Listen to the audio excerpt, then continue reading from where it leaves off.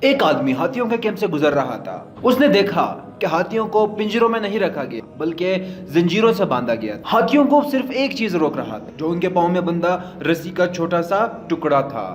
وہ بندہ پوری طرح الجھ گیا کہ ہاتھی اپنی طاقت کا استعمال کیوں نہیں کرتے, کیمپ سے بھاگتے کیوں نہیں. وہ آسانی سے ایسا کر سکتے لیکن وہ کوشش ہی نہیں کرتے. متجسس ہو کر اس نے قریب ہی کھڑے ایک ٹرینر سے پوچھا کہ ہاتھی صرف وہاں کھڑے کیوں ہیں, کبھی بھی فرار ہونے کی کوشش کیوں نہیں کرتے. تب ٹرینر نے جواب دیا کہ جب وہ بہت چھوٹے ہوتے ہیں تو یہی رسی ہم ان کو باندھ دیتے ہیں. اس عمر میں یہ رسی ان کے لیے کافی ہوتی ہے, لیکن جب یہ بڑے ہوتے تب بھی انہیں یہی لگتا کہ یہ اس رسی کو نہیں توڑ سکتے, تو وہ کبھی بھی بھاگنے کی کوشش نہیں کرتے. حاصل سبق یہ کہ اس سے کوئی فرق نہیں پڑتا کہ دنیا آپ کو روکنے کی کتنی کوشش کرتی ہے. سب سے اہم بات یہ ہے کہ آپ اس بات پر یقین کریں کہ آپ کامیاب ہوں گے, یہ نہیں کہ آپ اس منزل کو پانے میں لگ جائیں. یہ تھا 1 منٹ. ملتے ہیں کل.